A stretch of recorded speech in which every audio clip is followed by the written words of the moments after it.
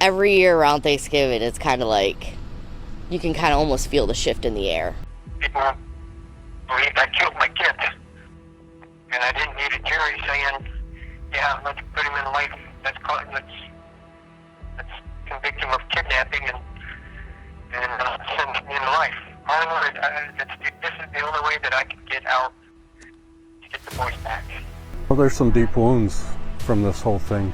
It was felt by the whole community. Justice needs to be served, and I feel like, to do that to your own kids, that's just horrifying all in its own aspect. I love you boys. I missed you, and I want you to come home.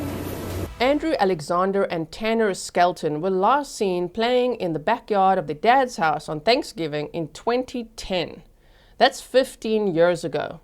And yet it's taken that long to charge their father, who's always been a prime suspect in their case, with murder.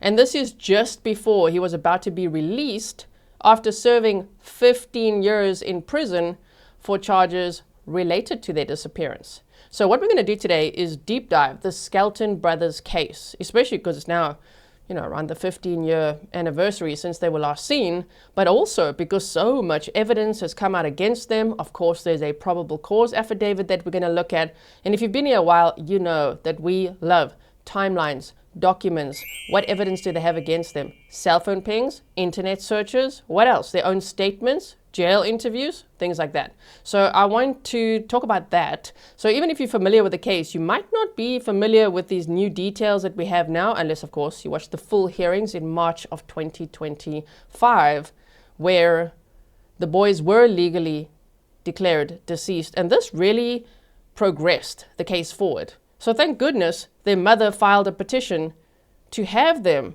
declared legally deceased. Because all of that testimony, hearing from all the FBI agents and everything, I think that gave the state, some new momentum to finally charge John Skelton, who's 53 years old now, with murder. And can you imagine? He thought he's going to be released on November 29th of 2025. But no. On November 12th, they told him, sorry, you've just been charged with 3 counts of open murder and 3 counts of tampering with evidence. Can you imagine? I wonder if that would at all bring up the possibility of like a plea deal so that he can offer them information of what he did with them or not. I don't know if I'd believe a word he says at this point, and after this presentation, I think you'll understand why I say that. So, are you ready to deep dive this case with me? My name is Grizzly. This is Grizzly True Crime. If you haven't yet subscribed, I hope that you will consider doing so. Please like and share so others can also find this information. And let's look at the timeline, starting at, of course, when the parents met. Please note that this content is for adults only. Viewer discretion advised. If you haven't yet, hit the subscribe, like, and share.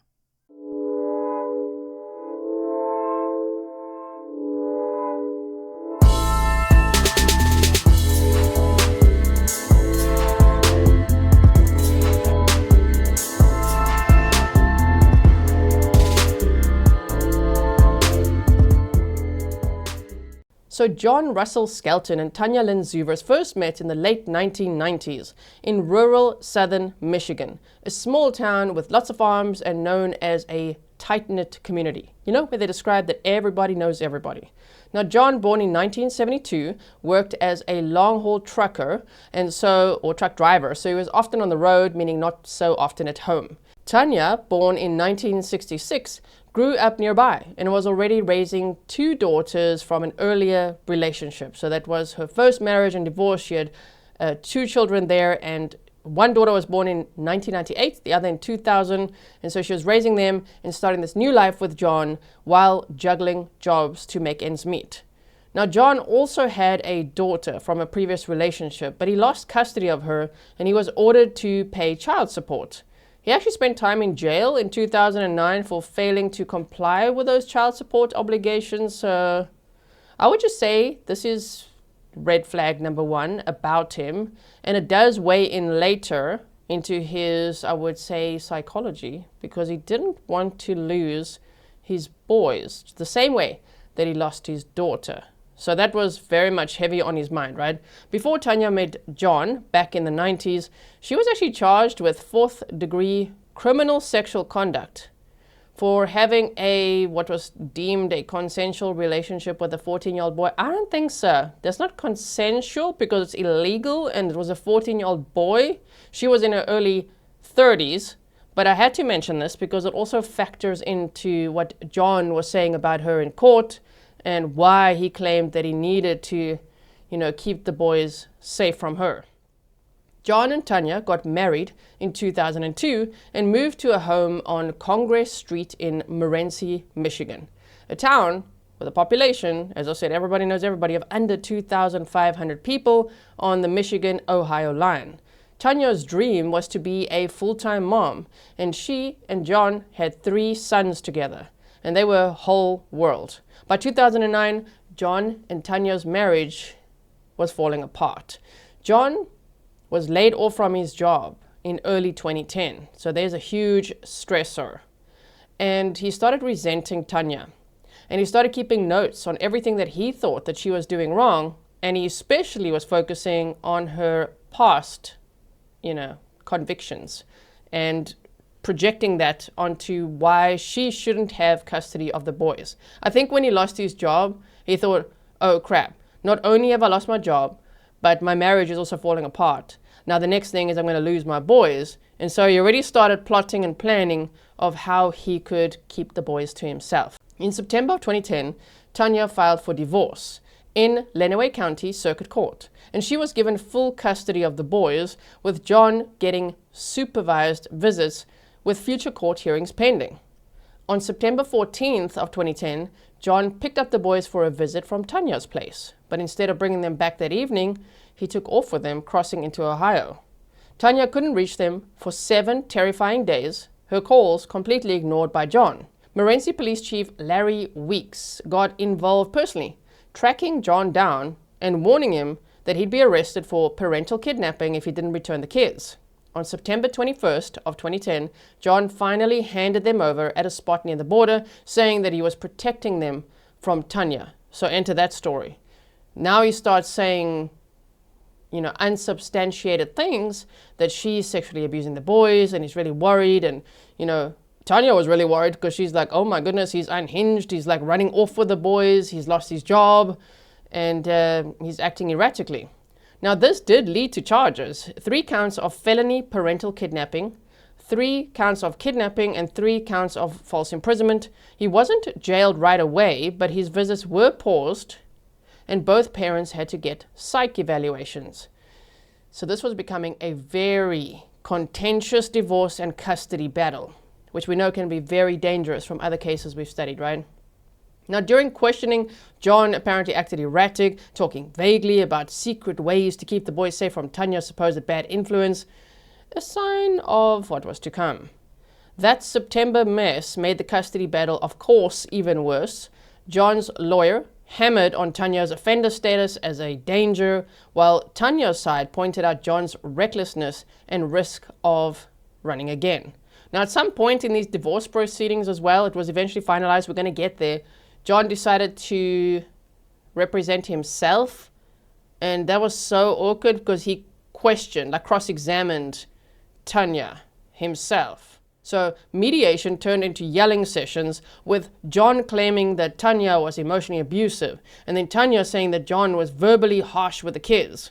By late October, the court let John have short, supervised visits again, including what he'd been begging for, which was over Thanksgiving, as a way to be fair for the holidays. So the boys were to be with him from Wednesday, November 24th, to Friday, November 26th of 2010, for that portion of the Thanksgiving holiday. The rest of the weekend, they'd be back with their mother. Unfortunately, she never saw them again. So, Thanksgiving of 2010. Wednesday, November 24th of 2010, started like any other cool fall day in Morenci, Michigan. Tanya dropped the boys off at John's house around noon with their little bags packed with clothes and toys. The kids were excited for Thanksgiving with Dad, and they waved goodbye without a worry in the world. That night, John said that he made the boys their favorite meal, which I think he said was fried chicken or chicken of some sort, and they watched a karate movie together.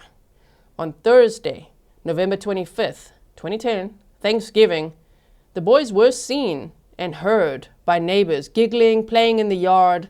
So that is the last time that they were ever seen alive, which is so eerie to think that it's Thanksgiving and, you know, families are celebrating and they're grateful, and John is kind of making the boys their last meal, you know, letting them play outside a little bit, and then, yeah, we don't know what happened after that. Tanya says that John was blowing up her phone with messages and calls while she was celebrating Thanksgiving with her sister. And she was saying to him, like, what the hell, spend time with the boys. Isn't that what you wanted? Why are you blowing up my phone? Like, I'm with my sister. And they were doing like arts and crafts and things as they did every Thanksgiving. It was their tradition. And she's like, what do you want? I mean, if it's an emergency, you can call me, but you don't need to keep texting me and blowing my phone up. You're supposed to be spending time with your sons.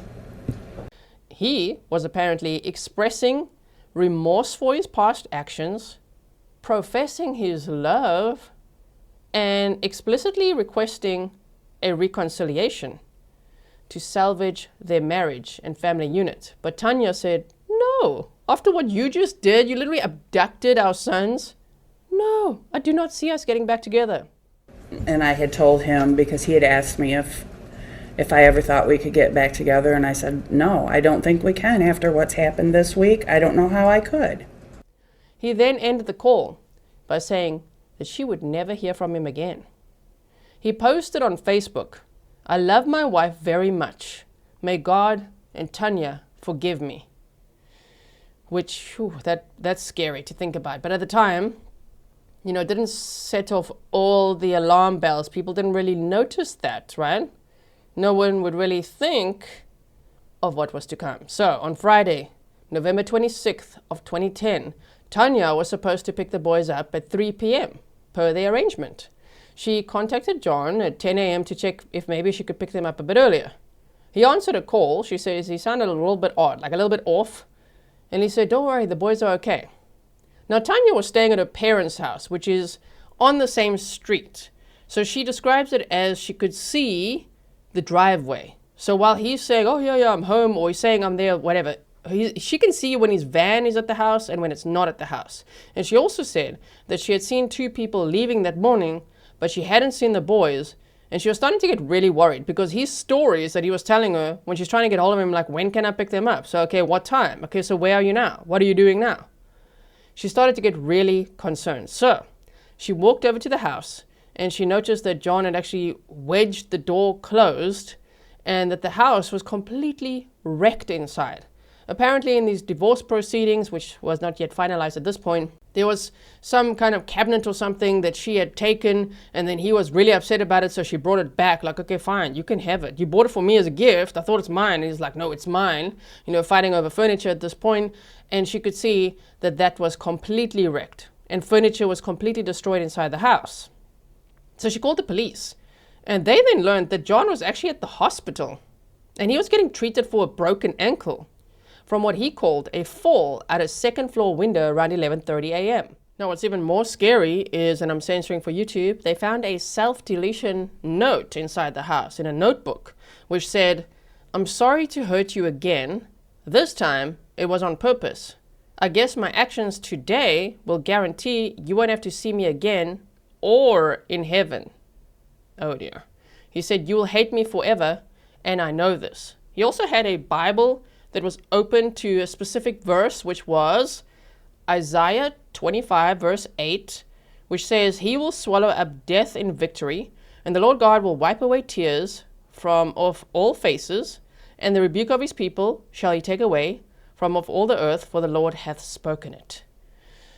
Those are some eerie clues. In a house where everything's destroyed, the boys are nowhere in sight, he's lying on the phone, even about his whereabouts. I mean, he's at the hospital. Okay. And he's left this note. And I mean, I think the worst line there is, you won't have to see me again or in heaven. Oh. So meaning he knows he did something so terrible that he won't be going to heaven, you know? That's what he's relaying to Tanya. By 2:30 p.m., the boys were officially reported missing, and that evening, an Amber Alert went out. As the search continues from the sky and the ground, it has now been 3 full days since 3 young boys were last seen alive. 5-year-old Tanner Skelton and his brothers, 7-year-old Alexander and 9-year-old Andrew, vanished sometime Thursday night or Friday morning. On Sunday, friends and family did what they could to help police track down the boys, combing through wooded areas looking for any clues. Shelley Myers has family ties to the missing boys. The 3 little boys are first cousins to 2 of my grandchildren. A lot of people didn't sleep last couple nights, that's for sure. Those who live in Morenci say their town is like a big family. Morenci's a close-knit town. We watch out for each other, and we're just trying to help out. Over 100 people were out combing the woods and the fields. Lots of searchers got involved for a long time, actually. And divers were checking ponds. Choppers scanned the heat cameras. Tracking dogs were involved, of course. Local police, the FBI, the National Center for Missing and Exploited Children, and multiple agencies have actually searched for the boys for 15 years. But especially at that time, it was a huge deal. Like, where are these 3 boys? What on earth happened to them? And why is his dad lying about things, right?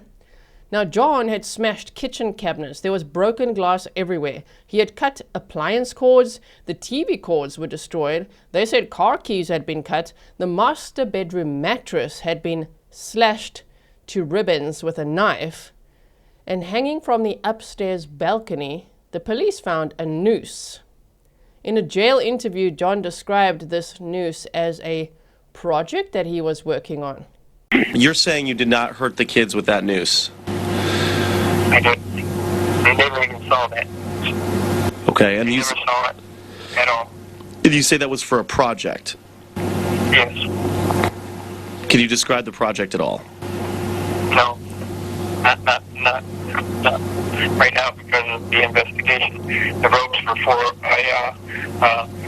cradle harness. I guess that's what you call it. So I was making a harness to go around my waist and legs, like a rope climbing.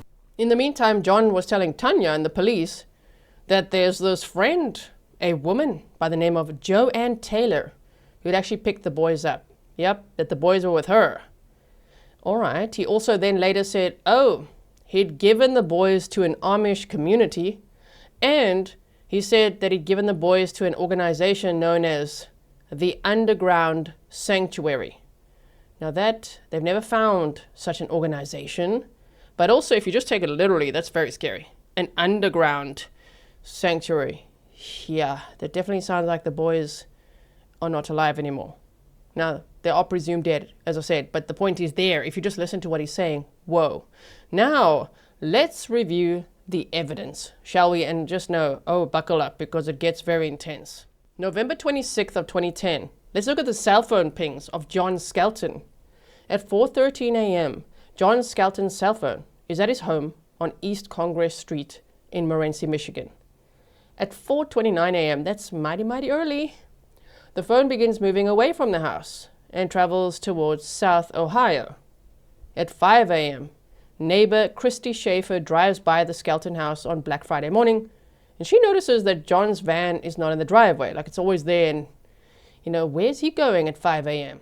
The phone pings on towers near Pioneer, Ohio, and the Lazy River Campground in Holiday City, Williams County, Ohio. That's an area that he was apparently very familiar with. It was a sentimental place to him, which in this context is very scary. So his phone pinged there, and then it went off for a time. Well, it wasn't reporting to the network, is the right way to say it. So they say either the phone died or he turned it off. At 6:46 a.m., the phone is back at John's house. So that's a 2.5-hour unexplained trip in the dark into rural Ohio and back. At 7:15 a.m., John shows up at his aunt's house, and he drops off his laptop, the boys' winter coats, their shoes, and their toothbrushes.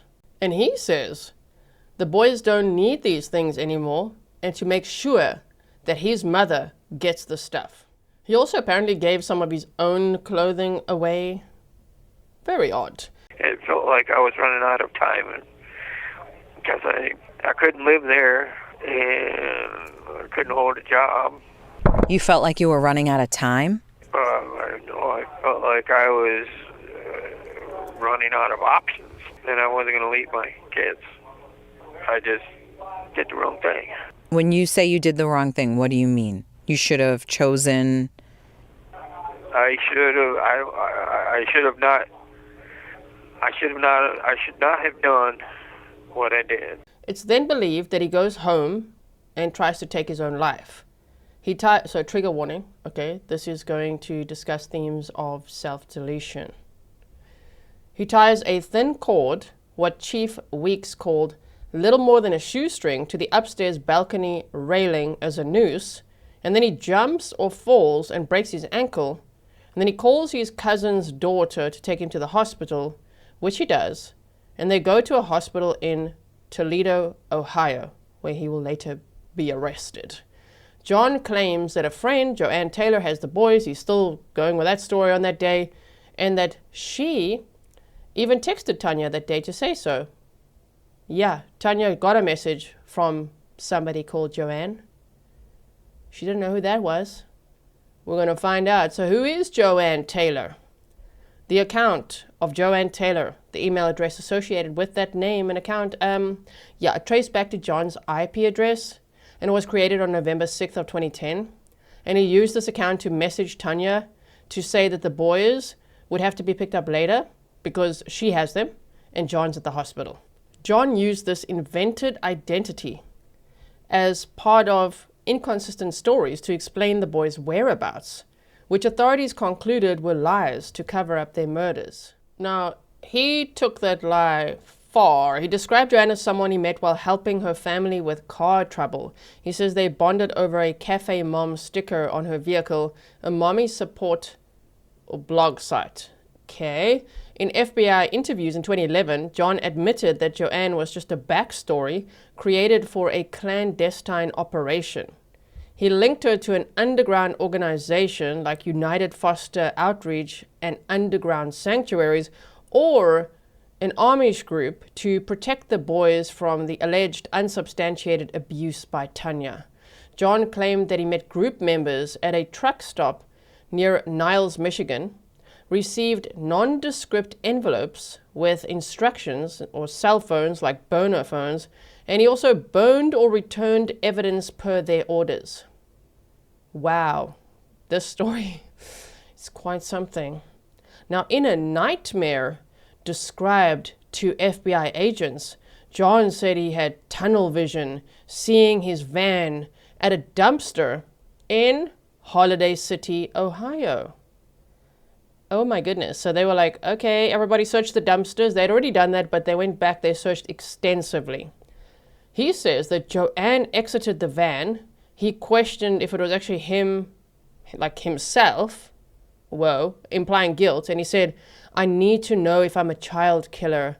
I'm 95% sure the boys are in a dumpster. Yeah, so over time, he's had a few moments where he says a few very incriminating things. Now let's look at his internet searches, which are, next level. He searched for potassium cyanide, availability of PR acid, likely prussic or hydrocyanic acid. Now this was all in that November 2010 period. He searched, can rat poison kill a person?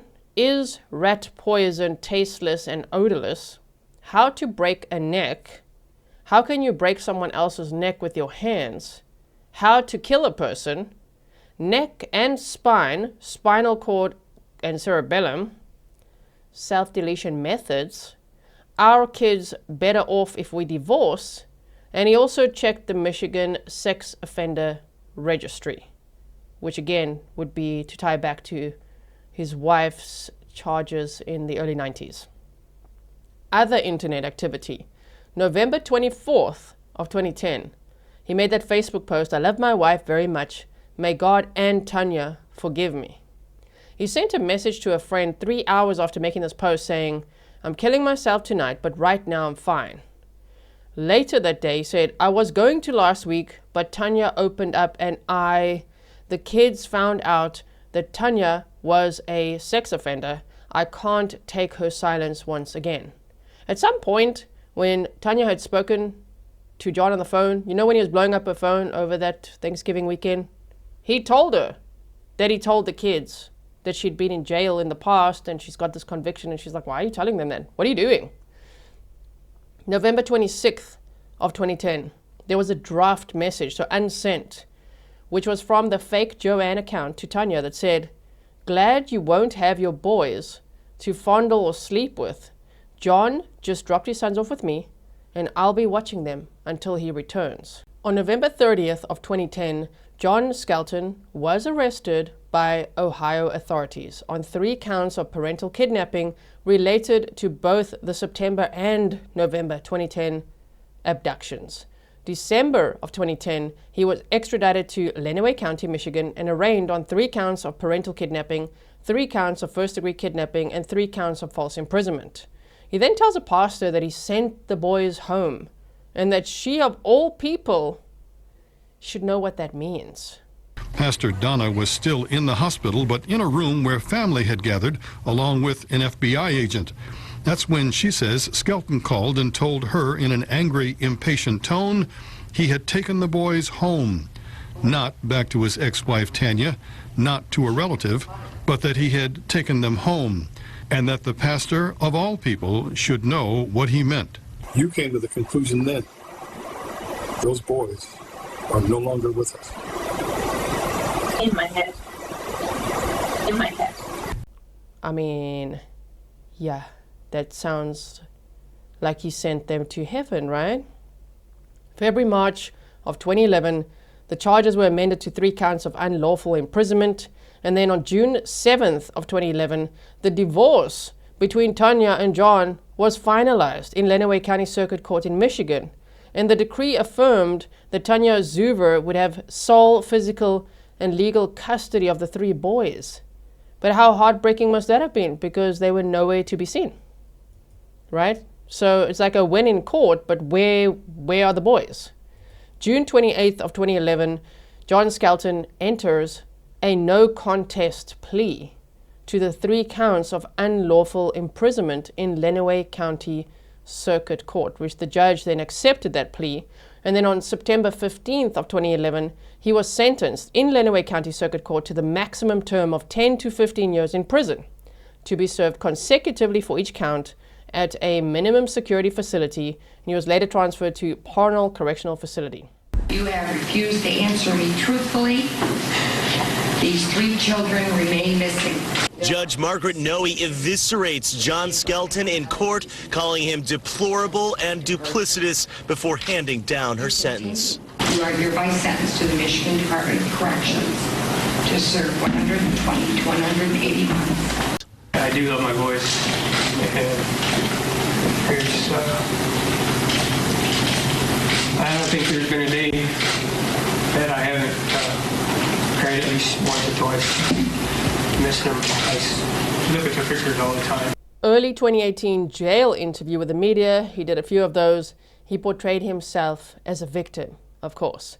He elaborated on the underground sanctuary narrative, claiming that a van arrived at his Morenci home on November 25th of 2010, driven by 2 women and an elderly man in his 60s. He alleged that the boys were excited about the relocation to a safe haven, motivated by Tanya's alleged danger to them.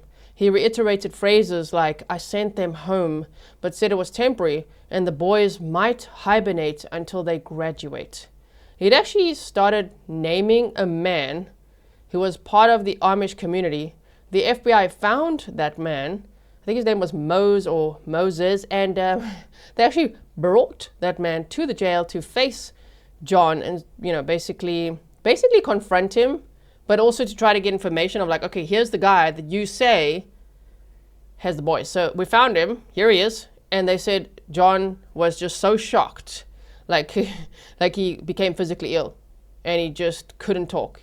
And he recognized the guy because the guy was apparently a TV personality.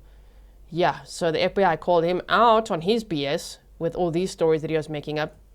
In March of 2025, Tanya Zuver, the boy's mother, filed a formal petition to have the boys declared legally deceased. a procedural step under Michigan law, which allows for presumptive death declarations after 5 years of unexplained absence.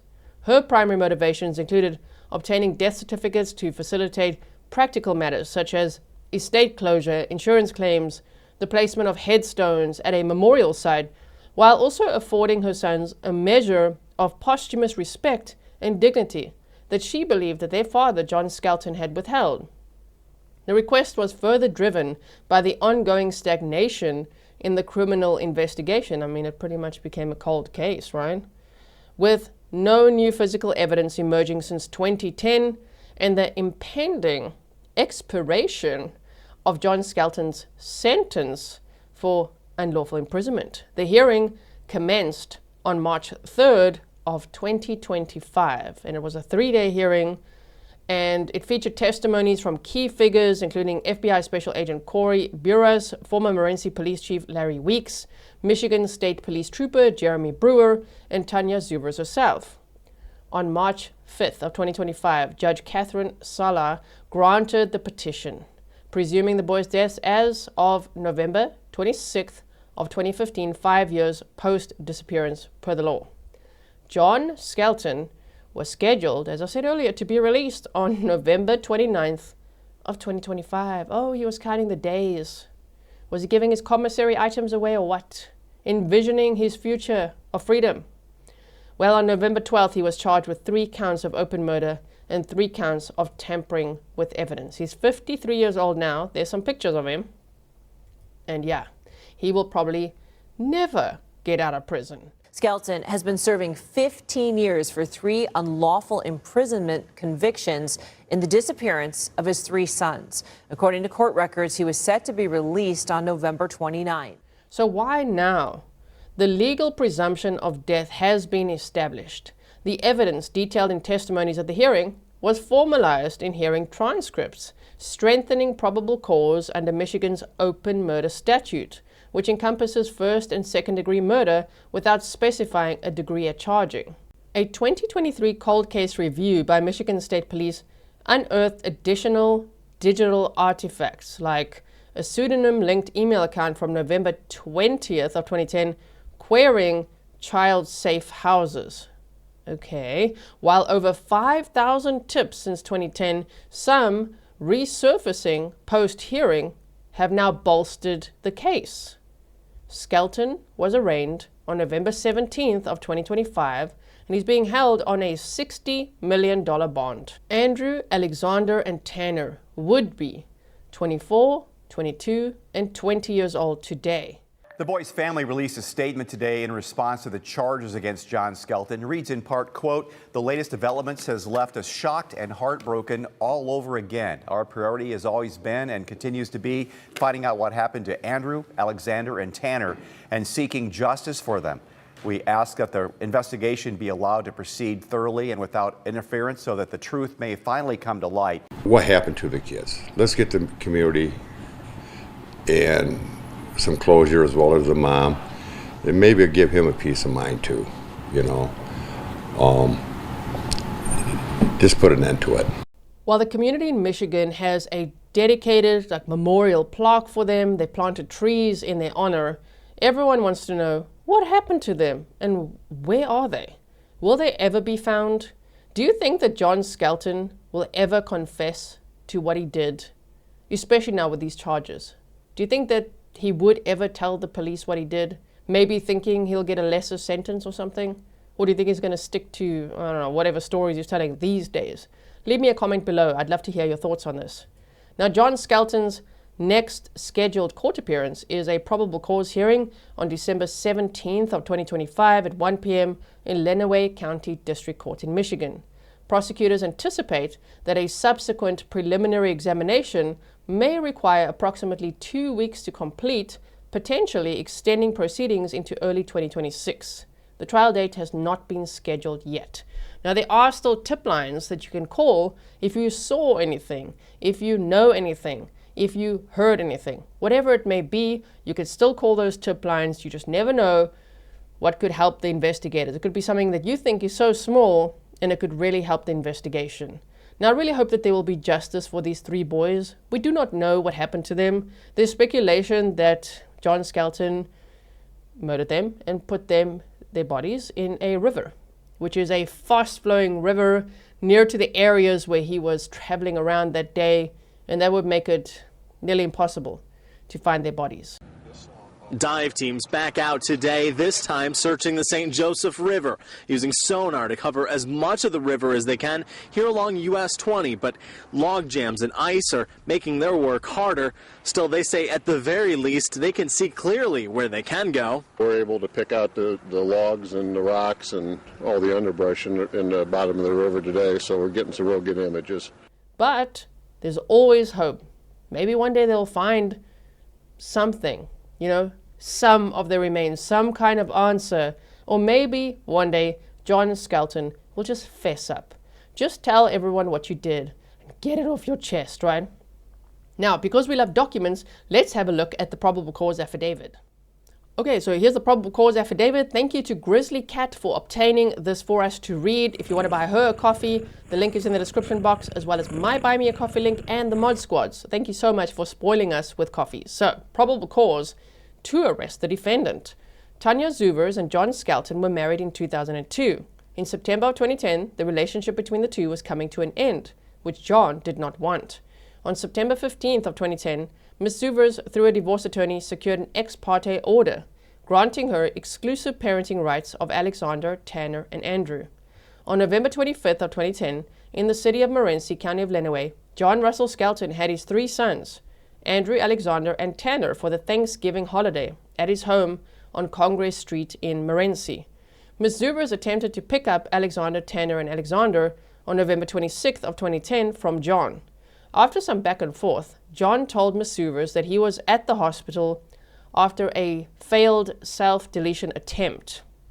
When officers responded to John's home in Morenci, Michigan, the house was in total disarray. John completely destroyed furniture and other items in the home. A search of Skelton's internet search history revealed that within a week of the boys' disappearance, he searched different ways to kill a person. The 3 boys were last seen playing in the yard in the afternoon hours on November 25th of 2010. This was the last time the boys were seen since that time.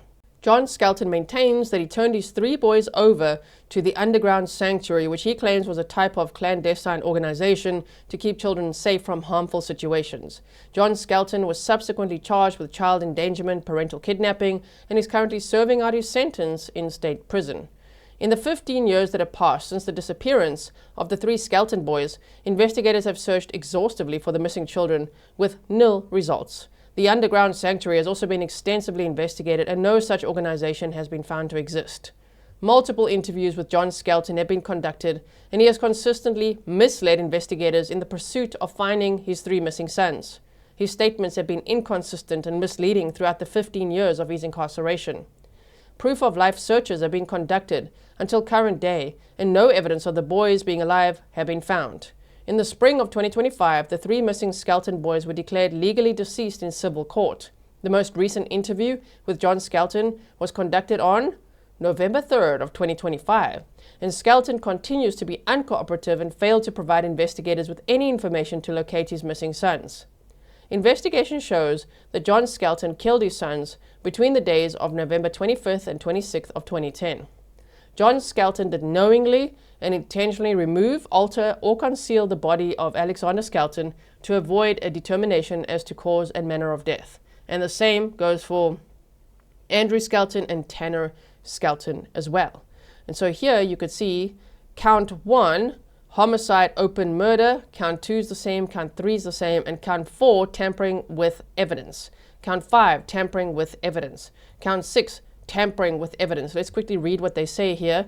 They say criminal case punishable by more than 10 years. Did knowingly and intentionally remove, alter, conceal, destroy, or otherwise tamper with evidence to be offered in a present or future official proceeding, a criminal case where the crime was punishable by a maximum term of imprisonment of more than 10 years, or imprisonment for life, or any term of years contrary to that code of law.